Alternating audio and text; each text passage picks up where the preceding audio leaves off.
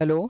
आज हम लोग देख रहे हैं भारत के महान्यायवादी के बारे में। महान्यायवादी का पद भारत के सर्वोच्च पदों में से एक आता है। तो कहता है क्वेश्चन, कहता है भारत के महान्यायवादी की नियुक्ति कौन करता है। देखिए, भारत का महान्यायवादी, आपको नाम समझ में आ रहा होगा कि ये न्याय करने वाला है, लेकिन उच्चतम न्यायालय का, उच्च न्यायालय का ये हिस्सा नहीं होता है। ये जो गवर्नमेंट होती है, जो गवर्नमेंट होती है उसका अधिवक्ता होता है। जैसे मान लिया, आप कोई केस जब लड़ते हैं तो आप कोई अपने पास एक वकील रखते हैं, उसी प्रकार से गवर्नमेंट का एक प्रकार से वकील होता है। कहता है भारत के महान्यायवादी की नियुक्ति कौन करता है।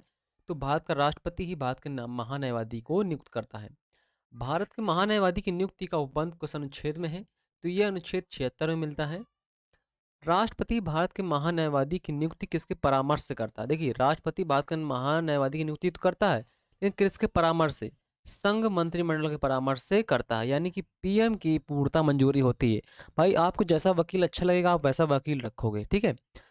और उनका कार्यकाल भी कुछ निश्चित नहीं होता है, क्योंकि अब वकील का कोई कार्यकाल निश्चित नहीं होता है। गवर्नमेंट है, जिसे जैसा वकील अच्छा लगेगा वो वैसा वकील रखेगी। कहता है भारत का महान्यायवादी कब तक अपने पद पर रह सकता है। तो राष्ट्रपति के प्रसाद पर्यंत तक पद पर रहता है। प्रसाद पर्यंत मतलब ये होता है, राष्ट्रपति जब इससे मांग ले त्यागपत्र, उसे त्यागपत्र देना होता है। जिस प्रकार से राज्यपाल प्रसाद पर्यंत काम करते हैं, उसी प्रकार से महान्यायवादी भी प्रसाद पर्यंत ही काम करता है। वैसे ना कार्यकाल देखा जाए तो वैसे ना कार्यकाल होता है लगभग 5 वर्ष का होता है, ठीक है।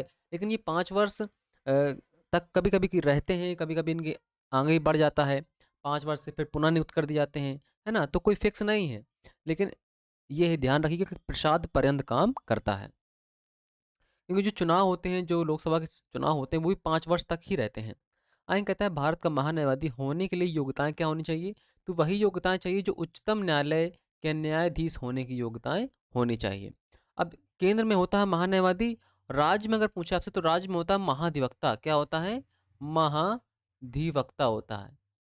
यहाँ से क्वेश्चन बहुत कम आते हैं, आपको पता नहीं होगा, तो यहाँ से वो क्वेश्चन कम आते हैं क्योंकि ये कुछ पद ऐसे नहीं है, इंपॉर्टेंट नहीं है, लेकिन कभी कभी जरूरत पड़ जाती है इनकी। कहता है भारत सरकार का सर्वोच्च विधि अधिकारी कौन सा होता है। तो भारत सरकार का सर्वोच्च विधि अधिकारी कौन होगा? महान्यायवादी ही होगा। कहता है भारत के महान्यायवादी को कहाँ बोलने एवं कार्यवाहियों में भाग लेने का अधिकार होता है। तो संसद की कार्यवाहियों में ये बोल सकता है, ठीक है, अपना विचार दे सकता है, लेकिन मत नहीं डाल सकता है। मत देने का इसको अधिकार नहीं होता है। कहता है महान्यायवादी को संसद में मतदान का अधिकार न होने का प्रावधान किस अनुच्छेद में है। तो अनुच्छेद 88 के तहत इसे अधिकार नहीं है, ठीक है। यहाँ से अगला क्वेश्चन है। कहता है महान्यायवादी को कहाँ पर सुनवाई में कर्तव्य पालन का अधिकार होगा। तो कहाँ पर होगा? भारत किसी भी न्यायालय में, वो किसी भी न्यायालय में सुनवाई करने जा सकता है, पहुँच सकता है वहाँ पर, लेकिन उसे मतदान करने का अधिकार संसद में नहीं होता है, ठीक है। तो इतने ही लगभग क्वेश्चन बनते हैं भारत के महान्यायवादी से। भारत के महान्यायवादी से लगभग इतने ही प्रकार के क्वेश्चन बनते हैं, और इतना ही इम्पोर्टेंट है, ठीक है। तो इतना ही याद रखिए कम से कम।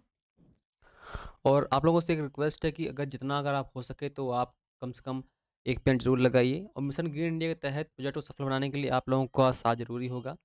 तो कुछ नहीं करना है, सिर्फ आप लोगों को हेल्प करनी, सहायता करनी है। तो आप लोग पेड़ लगाएं। और बहुत ज़रूरी है, वर्तमान में आप खुद देख देख पा रहे होंगे, जो हमारी आवश्यकताएं हैं वो सब प्रकृति से ही हैं, और प्रकृति अगर नष्ट होती है तो फिर हमारा जीवन काल भी नष्ट होता है। तो इस वीडियो में इतना ही, मिलते हैं नेक्स्ट वीडियो में। थैंक यू, टाटा, bye bye. Mission green India का जो प्रोग्राम है वो आपका टेलीग्राम पर भी है, तो आप उससे वहाँ से फॉलो कर सकते हैं। तो मिलते हैं नेक्स्ट वीडियो में। थैंक यू, टाटा, बाय बाय।